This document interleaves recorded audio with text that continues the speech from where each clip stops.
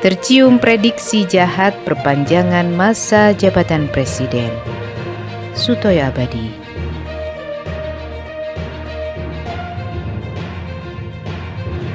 Tidak seperti biasa, diskusi kajian politik merah putih berjalan santai. Kali ini sedikit tegang dan anehnya, kebanyakan para mahasiswa hampir semua memiliki data yang sama, sekalipun mereka mendapatkannya dengan cara dari sumber yang berbeda. Konon negara akan mengeluarkan pernyataan bahwa negara dalam kondisi krisis. Atas dasar itu, Istana mengajukan Perpu tunda pemilu ke DPR RI. Isi Perpu yang akan direspon DPR adalah meminta Presiden mengeluarkan dekret terkoordinasi kembali ke Undang-Undang Dasar 1945 melalui mekanisme DPR-MPR. Setelah itu keluarlah Perpu yang isinya perpanjangan masa jabatan Presiden dan lembaga tinggi negara, DPR, MA, MK, DPD, Kejagung, Kapolri, Panglima TNI dan seterusnya, selama 2 atau 3 tahun hingga Undang-Undang Dasar 1945 asli diberlakukan. Maka pemilu digelar pada 2027. MPR akan kembali sebagai lembaga tertinggi negara, tapi pemilihan presiden melalui sidang MPR lagi. Pemilu baru akan dilaksanakan sesuai kehendak rezim setelah semua skenario pertahanan dan rencana cengkeraman oligarki nampak terbebas dari semua gangguan dan mara bahaya.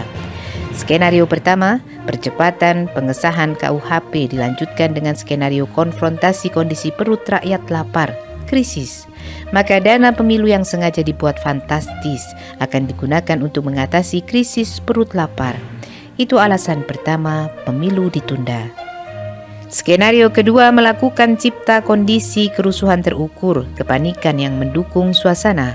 Perut rakyat lebih penting daripada perebutan kursi kekuasaan. Siapa yang menentang akan dicap haus kekuasaan, radikal anti Pancasila, teroris dan kadrun pecinta khilafah. Mereka diberi stempel sebagai kelompok yang tidak peduli dengan perut rakyat. Skenario ketiga, pengesahan KUHP sebagai pentungan pemukul bagi oposisi atau siapa saja yang coba melawan rezim. Dalam KUHP, negara punya hak menahan seseorang atau penghinaan kepada negara selama 6 bulan tanpa proses peradilan dan diisolasi di suatu tempat terpencil tak bisa dihubungi. Negara yang dimaksud adalah Presiden, Kapolri, Panglima TNI dan pejabat negara lainnya. Skenario keempat, akan ada keributan tentang stok pangan langka. Rakyat akan dimobilisasi untuk melawan siapapun yang menentang penundaan pemilu dengan alasan rezim sedang menolong rakyat yang kelaparan. Skenario kelima, rezim akan meminta KPU sengaja membuat anggaran yang fantastis, 162 triliun. Itu sebagai bukti alasan negara tidak sanggup mengadakan pemilu.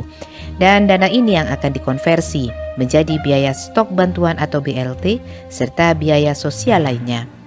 Skenario keenam, 275 kepala daerah yang ditunjuk langsung pada tahun 2022 dan 2023 sudah dibaiat tunduk, loyal, total bertanggung jawab mengamankan semua skenario pemerintah.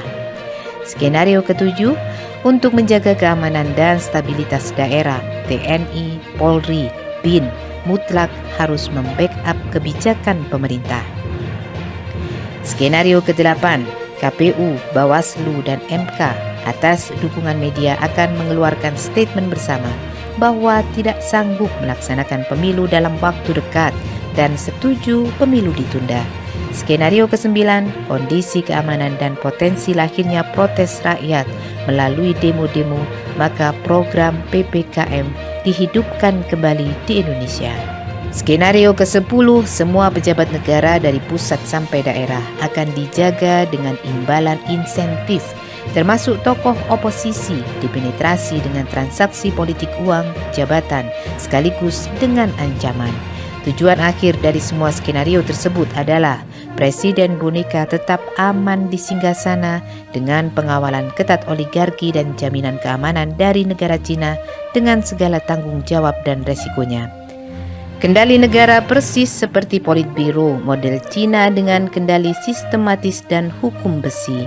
Full power, memiliki kekuasaan dan fasilitas, serta kendali tanpa batas menaklukkan lawan politik. Skenario di atas sudah ada, tapi apakah akan berjalan mulus atau berantakan di jalan tergantung kesadaran seluruh rakyat Indonesia sebagai bangsa pejuang, diam tertindas atau bangkit melawan. Apabila rakyat akhirnya melawan, maka pada saat itulah terjadi ludiro, pasti akan terjadi pertumpahan darah antar bangsa sendiri.